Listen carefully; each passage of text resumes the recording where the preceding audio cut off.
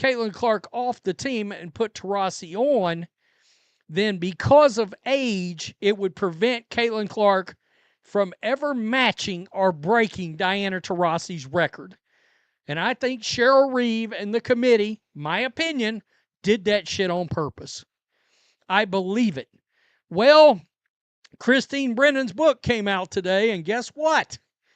Diana Taurasi making the team played a role in Caitlin Clark. Sports Analysis reveals compelling details about women's basketball decisions and upcoming games. Recent developments have emerged regarding the Olympic team selection process that excluded certain rising stars while including veteran players. Multiple sources had previously suggested there was strategic maneuvering around Olympic roster decisions. The situation involved keeping a rookie sensation off the squad while ensuring a veteran player secured her position. This veteran athlete had struggled significantly during the previous Olympic competition, barely contributing and even sitting out games entirely. The veteran ultimately earned her 6th Olympic gold medal, and theories circulated that preventing the newcomer from joining would block any future attempts to match or surpass this achievement record. Selection committee members appeared to have deliberately orchestrated this outcome. Is LeBron James liking a tweet? So, Dick Vitale, who I don't know who he is.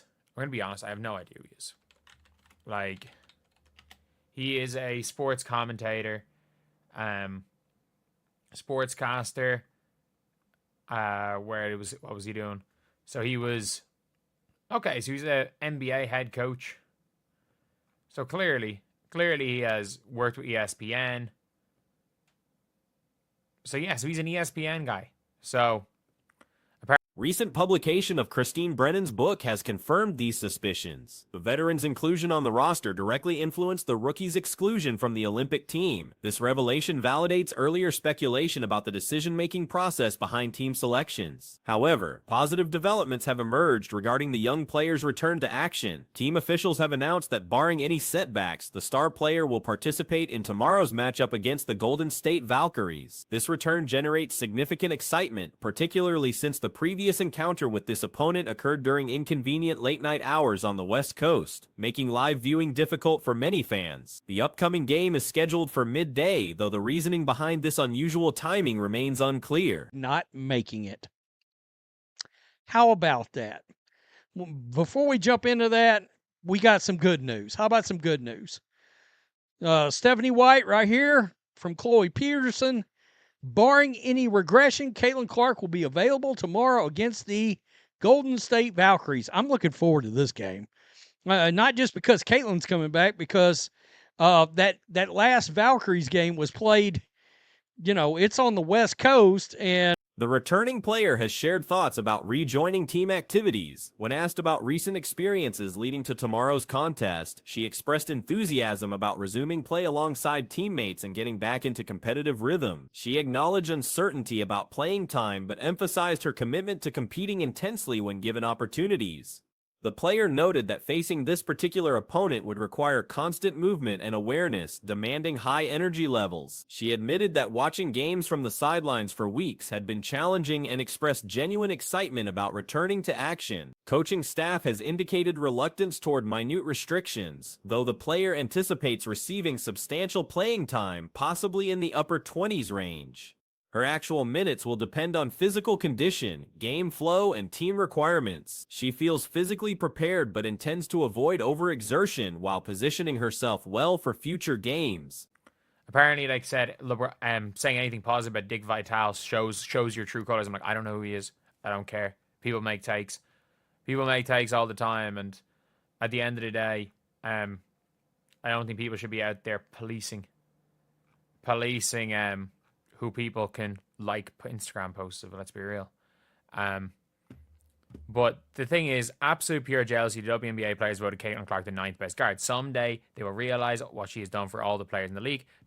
Strategic consideration suggests that if the team builds a comfortable lead, the returning player might see reduced minutes. The team faces an intensive schedule ahead, with approximately 6 or 7 games between now and the All-Star break, including back-to-back contests creating an every other night scenario. This demanding schedule requires careful player management. The Olympic selection controversy has gained renewed attention through Brennan's book Revelations. The basketball phenomenon had faced significant obstacles in making the national team for Paris Olympics. Despite 12 available roster positions, one spot had been predetermined for the veteran player. This arrangement served as a farewell gesture, guaranteeing her opportunity to pursue a record 6th Olympic gold medal. And it was late around those parts during that game.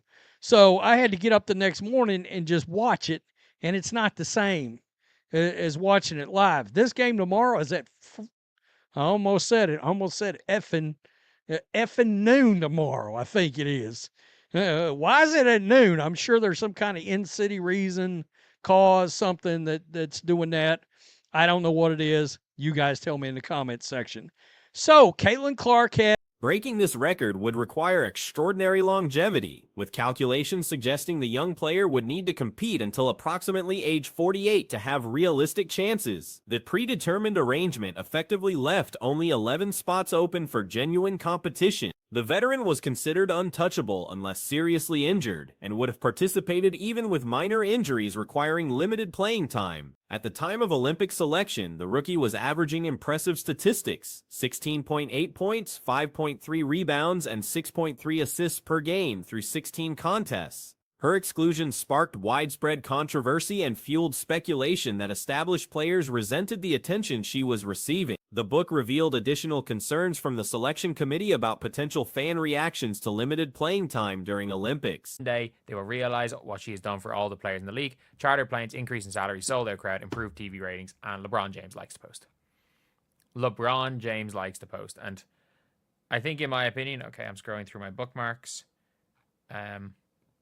And yeah, this year, I don't dislike LeBron. I'm not necessarily crazy about him. I do admire him for sticking to his principles, regardless of, hey, I don't think he cares. I don't think he cares, to be honest. Like, let's be completely real. I don't think he cares about what WNBA Twitter has to say about him. Like, we're watching WNBA. Committee members worried about negative social media responses and preferred avoiding public backlash. This consideration influenced their decision-making process, with officials expressing concerns about criticism on various platforms. Using fan reaction fears as justification for roster decisions represents questionable organizational priorities. Technical merit should supersede social media concerns when evaluating player qualifications. The rookie had demonstrated superior performance compared to the veteran throughout the season. The veteran appeared diminished and struggled significantly during that period. Caitlin Clark has commented about playing tomorrow. Scott Agnes. What have these last few days felt like for you leading into tomorrow's game? Yeah, I think it's just nice to get back out there and get to the flow of playing with my teammates again, and it's gonna be fun to get back out there hopefully and just feel things again. I think I don't know what type of minutes I'm going to get will look like, but just when I'm out there, like, compete, play hard. This is going to be a team that's going to be moving constantly, so just being aware and active. The selection process reveals systemic issues within the organization, suggesting preferential treatment based on relationships rather than merit. The veteran player benefited from checking certain organizational boxes that influenced her selection despite performance concerns. These revelations confirm earlier suspicions about the decision-making process and demonstrate how political considerations can override athletic merit in team selections. The situation highlights ongoing tensions between established players and emerging talents within professional women's basketball. Twitter having a meltdown in Twitter Spaces, debating whether or not an unrivaled ring is more important than the Commissioner's Cup. And I'm going to be completely honest, it's like saying, is the Drew League more important than the NBA in-season tournament? Like, there were literal non-WNBA players playing in Unrivaled. And that is a fact. There were non-WNBA players, and also it was 3-on-3. It was 3-on-3. And there is a player that's won both of them.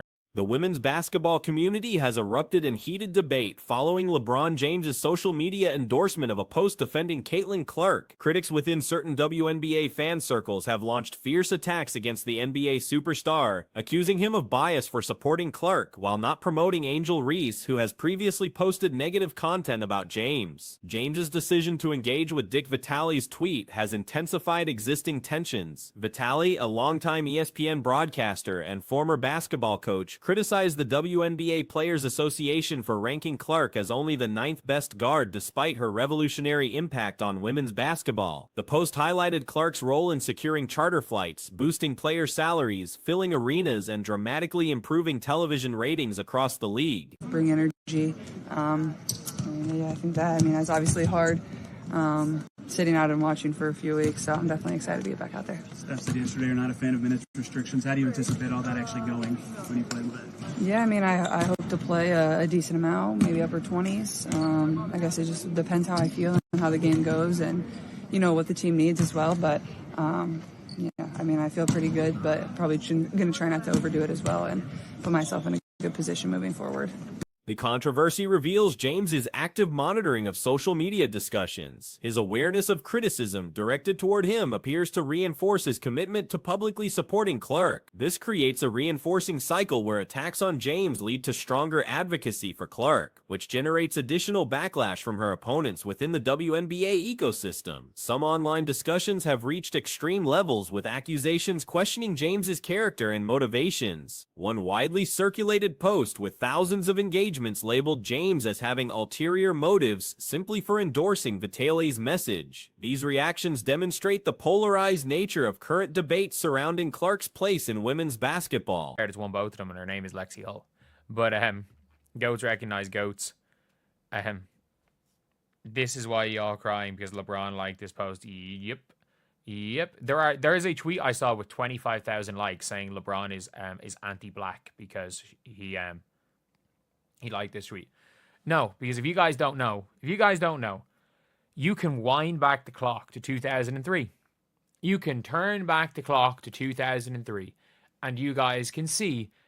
The situation mirrors James's own entry into professional basketball in 2003. When he joined the NBA directly from high school, established players questioned his readiness and worthiness. Veterans dismissed him as an inexperienced teenager who couldn't compete at the professional level, creating striking parallels to the reception Clark has received from some current WNBA players. Historical perspective shows that Allen Iverson warned a teenage James about the inevitable shift in public opinion, predicting that early praise would eventually transform into criticism. This prophecy has proven accurate throughout James's career, and similar patterns appear to be developing around Clark's professional journey. I'm going to try not to overdo it as well and put myself in a good position moving forward. I do have a theory that if they're winning this game relatively big, that she might see more of a limited minutes situation tomorrow. They're about to go on a gauntlet, and I predicted she was coming back for this game. They are about to go into a gauntlet heading into the All-Star break. I think between now and that All-Star game, they've got 6 games or 7 games. It's a lot of games. The timing coincides with broader discussions about competitive leagues and player compensation. Some observers speculate about potential business ventures that could challenge existing structures, possibly involving James's entertainment and sports management companies. These possibilities might include alternative leagues offering higher compensation and different competitive formats. Current debates within WNBA social media spaces have become increasingly hostile to outside perspective. These environments often discourage broader participation and create echo chambers where moderate voices struggle to be heard above more extreme positions. The intensity of these discussions frequently exceeds reasonable discourse standards. Clark's situation exemplifies broader tensions between innovation and tradition in women's basketball. Despite measurable contributions to league growth and popularity, she continues facing resistance from peers and certain fan segments. This opposition persists regardless of her individual achievements or efforts to support teammates and league initiatives. And turn back the clock to 2003, and you guys can see some of the stuff that was being said about LeBron James when he came in. Some high school kid's not coming in and taking our minutes. He's here to help us, but he's not as good. We got players at his position on our team that are better. This high school kid's not going to do anything. Because he was a kid in high school. They were talking about him the way they talked about Caitlin Clark. And let's be real. The NBA players, the difference is that the NBA players did love LeBron James up to a point. They were hating on him before he got there, but when he was the controversy has exposed fundamental questions about how women's basketball should evolve. Traditional power structures within the sport are being challenged by new attention. Games? or 7 games. It's a lot of games. One of them's a back-to-back. It's basically an every other night scenario until the All-Star break. I mean, it's a lot of games. It's a lot of games. So, you see this headline. Farewell present that played a part in Caitlin Clark's Olympic snub. New York Post got this. Of course, it's in Brennan's book. All right. So, the women's basketball phenom. Market forces are creating unprecedented opportunities for women's basketball players, but these changes also generate resistance from those who prefer existing arrangements. The tension between innovation and tradition manifests in various forms, from player rankings to media coverage to fan allegiances and business partnerships. Speculation about potential labor disputes adds another layer of complexity to these discussions. Some industry observers suggest that upcoming negotiations could create openings for alternative competitive structures, possibly involving high-profile backers and different operational philosophies than current organizations. It was like legit. There's not as much of a. It doesn't hurt their ego when someone's better than them at the sport at the end of the day. But then obviously people turned on LeBron James. Well, to be fair, the players, I don't know when they turned positively on LeBron James, but obviously the media then turned on LeBron James. We heard it from Allen Iverson as well when he was talking about LeBron. When LeBron was like 19, he was like, "They love you now. They love you now, but soon they're gonna hate you." And like he couldn't have been more right with that when it comes to The involvement of major figures like James adds complexity to discussions that were once confined to smaller communities but now receive national attention. His support for Clark demonstrates how external validation can influence internal dynamics within women's basketball circles. Potential exhibition tours or international competitions could provide new revenue streams for players while offering different competitive experiences. These opportunities might mirror successful models from other sports where star players have leveraged their popularity to create alternative earning opportunities outside traditional league structures. Was already facing an uphill battle to make the U.S. women's basketball team heading into Paris for the Summer Olympics. We all know she should have been on it, which included the fact that despite being 12 roster spots available, one had already been promised to Diana Taurasi. They just gonna give it to her. Brennan's book reported that the roster spot and a chance for an Olympic basketball record. The broader implications extend beyond individual players to fundamental questions about authenticity, loyalty, and change within women's basketball. Different stakeholders have varying perspectives on how the sport should develop and who should have influence over its direction and future growth. These debates are likely to continue as the WNBA navigates its growing popularity and evolving landscape. The situation demonstrates how social media amplifies both support and criticism, creating environments where conflicts can escalate quickly and reach audiences far beyond traditional basketball communities. Couldn't have been more right with that when it comes to Iverson or when it comes to LeBron. But at the end of the day,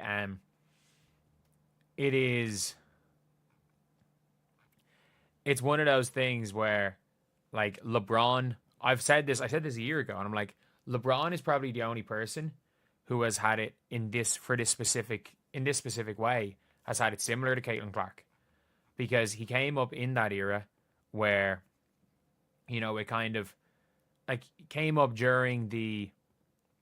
As the sport continues expanding, finding balance between honoring established traditions and embracing beneficial changes remains a significant challenge. The ongoing tensions around Clark and James's support for her represent just one aspect of these larger conversations about the future direction of women's professional basketball and its relationship with broader entertainment and sports industries.